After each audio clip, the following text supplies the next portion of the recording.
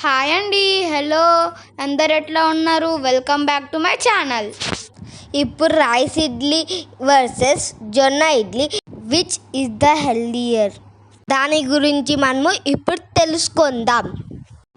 జొన్న ఇడ్లీలో 100 గ్రామ్స్కి around 330 calories అనేవి ఉంటాయండి. దీనిలో న్యూట్రిషన్ బెనిఫిట్స్ ఏమో ఇప్పుడు చూద్దాం. పర్ 100 గ్రామ్స్ జొన్నలకి కార్బోహైడ్రేట్స్ అనేవి 67.68 గ్రామ్స్ ఉంటాయండి. Protein around 9.97 grams, fat around 1.73 grams, fibre అనేది అరౌండ్ 12 గ్రామ్స్ అంటూ ఉంటుందండి. ఈ జొన్న ఇడ్లీ తినడం వల్ల అంటండి బరువు తగ్గాలనుకునే వారికి, డయాబెటీస్ ఉన్నవారికి చాలా యూస్ఫుల్ అంట. ఇవి జీర్ణశక్తిని మెరుగుపరుస్తాయి, శరీరంలో చెడు కొలెస్ట్రాల్ని తగ్గిస్తాయి, గుండె సంబంధిత వ్యాధులను ముప్పు నుంచి తగ్గిస్తాయి.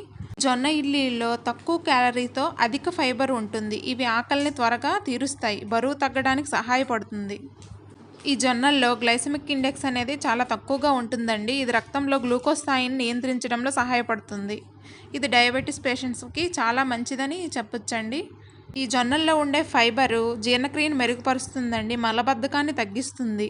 ఈ జొన్నల్లో ఉండే పొటాషియం గుండె పనితీరును మెరుగుపరుస్తుందండి. ఇది బ్యాడ్ కొలెస్ట్రాల్ని తగ్గిస్తుంది, గుండె జబ్బుల నుంచి ముప్పుని తగ్గిస్తుందండి.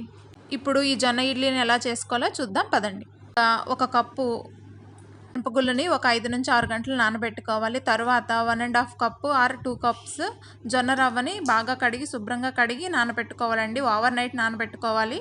మినపప్పుని బాగా కడిగి మిక్సీ చేసుకోవాలి, లేకపోతే గ్రైండర్లో అయినా వేసుకోవచ్చండి. గ్రైండర్లో వేసి మెత్తగా చేసుకోవాలి, మెత్తగా పిండి చేసుకోవాలి. తర్వాత జొన్నల్ని ఇలా మిక్సీ జార్లో వేసి వాటర్ అంతా వడకట్టి బరకగా గ్రైండ్ చేసుకోవాలండి. మనం దోశలకు వేసినట్టు మెత్తగా చేయకూడదు, బరకగా గ్రైండ్ చేసుకోవాలి.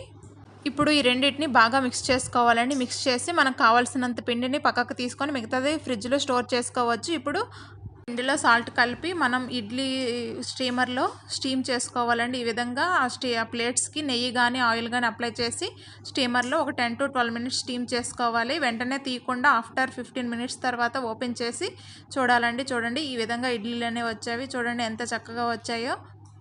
ఈ ప్రాసెస్ అనేది చాలా సింపుల్ అండి. హెల్తీగా ఉదయం ఇలాంటి బ్రేక్ఫాస్ట్ మనం తింటూ మన పిల్లలకి ఇస్తే హెల్తీగా ఉంటారండి. చాలా మీరు కూడా ఇలాంటి హెల్తీ రెసిపీని ప్రిపేర్ చేసి అందరూ హెల్తీగా ఉండాలని కోరుకుంటున్నానండి.